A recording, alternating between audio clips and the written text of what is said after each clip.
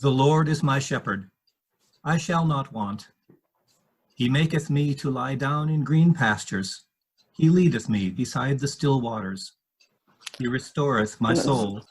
He leadeth me in the paths of righteousness for his name's sake.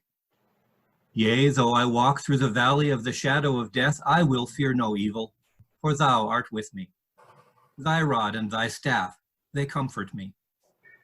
Thou preparest a table before me in the presence of mine enemies. Thou anointest my head with oil.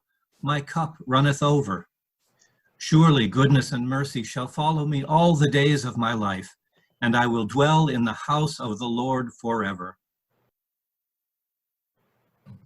The next scripture reading for today is from the book of Acts, chapter 2, speaking of the newly baptized community. They devoted themselves to the apostles' teaching and to fellowship, to the breaking of bread and to prayer. Everyone was filled with awe at the many wonders and signs performed by the apostles. All the believers were together and had everything in common. They sold property and possessions to give to anyone who had need. Every day they continued to meet together in the temple courts. They broke bread in their homes and ate together with glad and sincere hearts, praising God and enjoying the favor of all the people. And the Lord added to their number daily those who were being saved. The 23rd Psalm is clearly the most familiar of all the Psalms and one of the most cherished of all the Bible passages. It's traditionally attributed to David, who was himself, as a young man, a shepherd, before being anointed by Samuel as king over Israel. The Psalms were written as songs to be sung and accompanied by a harp. They're not stories or teachings as much as expressions of deep and raw emotion, whether in praise or lament. I seldom now turn to the King James Version, which we heard this morning, when reading passages for any given Sunday. The King James Version sounds archaic to me and outdated. We don't use words like maketh and leadeth and restoreth and thou art. Some folks think that this version is the original Bible. Not sure what they mean by that, and that all other versions are poor substitutes or even abominations. In the United Kingdom, this English version, written in 1611 at the order of King James I, is referred to as the Authorized Version. But several English versions have followed this one. Now in the US, 55% of folks surveyed said when they read the Bible, they read King James. Yet today, most biblical scholars use the New Revised Standard Version, as our own church does most Sundays. The Bible's been written in 697 other languages beside English. So there are many, many heartfelt, faithfully constructed, and always humanly interpretive expressions of the Holy Word existing in our shared world. For a moment, though, I wanted to focus on the version of the 23rd Psalm that many of us learned as children, the one we heard today. I'll be honest, I had been dragging my feet about writing this message this week. Something about the over-familiarity and the ever-present use of this psalm made it seem a bit old hat. Its meaning is too obvious. I wasn't sure how to make it come alive in new ways for myself, much less for you. And then one evening this week, the darkness of our current times washed over me in a big, anxious wave, bringing a great deal of fear and confusion about how to live fully and faithfully and hopefully in this time of COVID-19.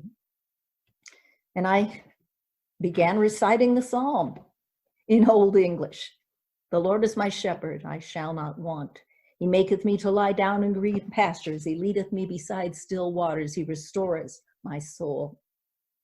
Well, I've never been one to find it especially important to memorize Bible verses, but when I began speaking, just letting go into the rhythm and meter of these ancient words, they were there for me, ready to help. As I spoke, they were speaking, and suddenly I was listening. It brought to my mind a time when I was called to a woman's deathbed. Her family was gathered around the bed and looking to me for support and spiritual sustenance. I deeply wanted to reflect the holiness of this moment we were in together, this moment of her passing. I wanted to be able to touch an eternal truth in the fleetingness of life, to touch the woundedness around me with peace. In my years of walking with others in their grief, I've learned to first respect the silence, and then just to begin, to trust what is needed and to offer prayer. But at this particular moment, I remember my own feeble attempt at articulating meaning and comfort seemed too limited to me, too menial. It was then that the ancient expression of this comforting psalm came into my mind and heart and out my lips, and the family joined their voices with mine. Remembering this, I suddenly felt like sitting down to write, not to explore or to examine Psalm 23, but to pay tribute to it. I wanted to offer thanks for it and for so many other familiar, wise, and comforting passages of Scripture that have been able to reach into the souls of suffering people throughout time. When these passages are seen as poetry of the heart, rather than as proof texts or dictums about what others should believe or how others should live, they come alive with deep relevance. The power of this psalm is not, however, dependent on the ancient language. The 23rd Psalm has been the inspiration of poetry and song throughout time and will continue to be in the future. People have found it so helpful, so trustworthy and comforting that they have rewritten it over and over again out of the circumstances and the experiences of their own lives. Perhaps it has not actually been rewritten as much as it has been taken into heart after heart and given new words and new life to and through those that have come toward it soulfully and then waited for it to speak to them. The following version, Trusted Roads, is from a book of responsive prayers, Be Our Freedom, Lord, compiled by Terry Faw. It goes like this. O God, you sustain me and feed me. Like a shepherd, you guide me. You lead me to an oasis of green, to lie down by restful waters. You refresh my soul for the journey and guide me along trusted roads. The God of justice is your name. Though I must enter the darkness of death, I fear no evil, for you prepare a table before my very eyes. In the presence of those who trouble me, you anoint my head with oil. You fill my cup to the brim. Your loving kindness and mercy will meet me every day of my life, and I will dwell in the house of my God forever. Well, according to author Carol Lumans in her 2011 piece in The Guardian, the Book of Psalms is the English great-grandmother of American free verse.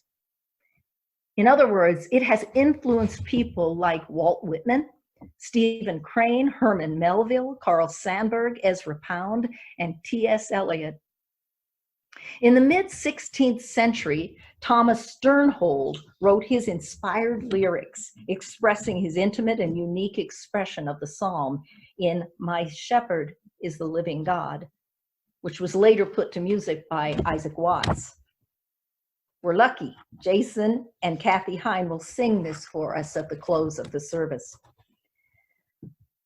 Author, speaker, and mythologist Michael Meade, who I had a chance to hear on a recording this week, spoke recently about the importance of this difficult time in which we're living.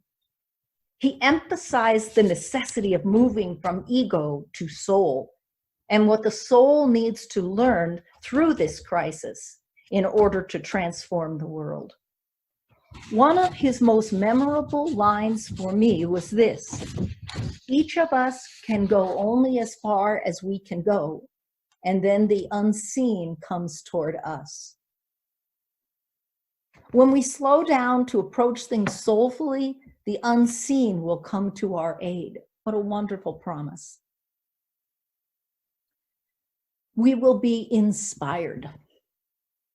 The United Church of Christ approaches Scripture with this simple declaration: God is still speaking.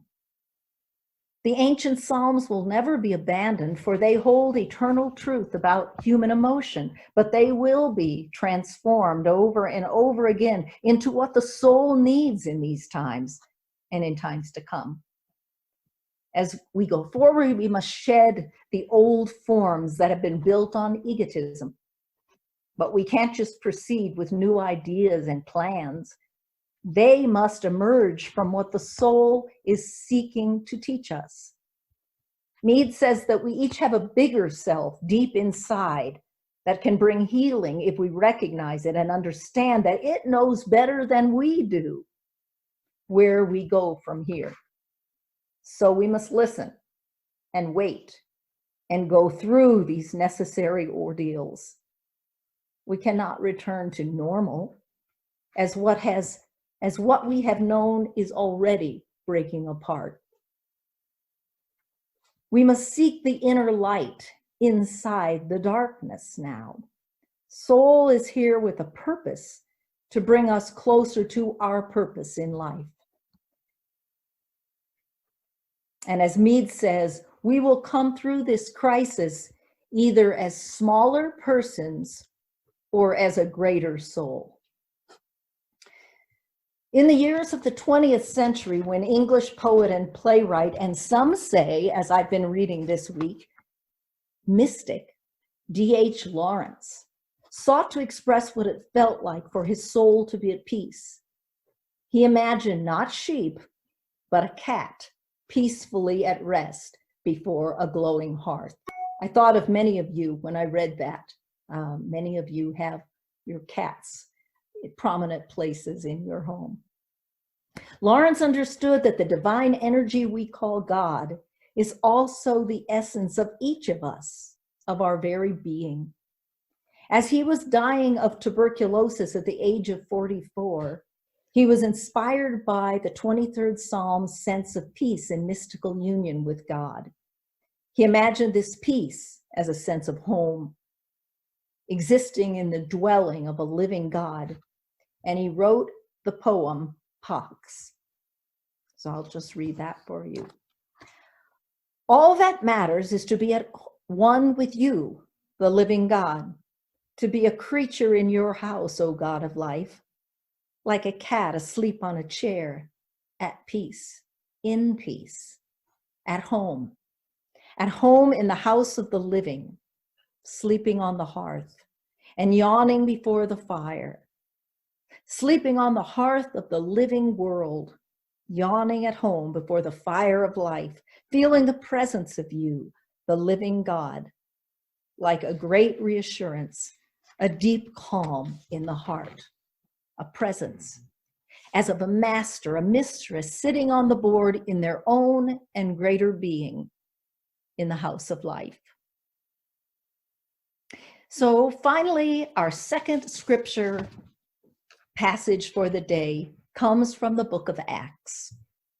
It describes the blissful beginning of the new Christian community. After Jesus' death, they gathered. Having been baptized into the newness of life by the disciples, they broke bread and they shared all things in common. They had generous hearts and were filled with goodwill. The skeptic in us says, yeah, that didn't last. Soon enough, the quarreling and warring would begin. After 300 years or so of persecution, when Christianity under Constantine became the official religion, many Christians would now all too often become the persecutors. That is true. Power and mystical union with God have never existed in comfortable complementarity. But the moment of union has been. It came in the Spirit of God as a wholeness in a difficult time. It is a possibility which is not yet, but still can be. If there is no change at the level of the soul, there is no change to the world, Michael Meade told his listeners. It seems that the healing of the soul of the individual being and the healing of the soul of the world cannot be separated if they are to remain true and unsullied. Healing comes from the root, meaning to become whole. The 23rd Psalm is an intimate invitation to our healing, to our becoming whole. It intimately speaks to each of us, and it calls all of us together, and it promises us the only real peace we will ever know. Amen.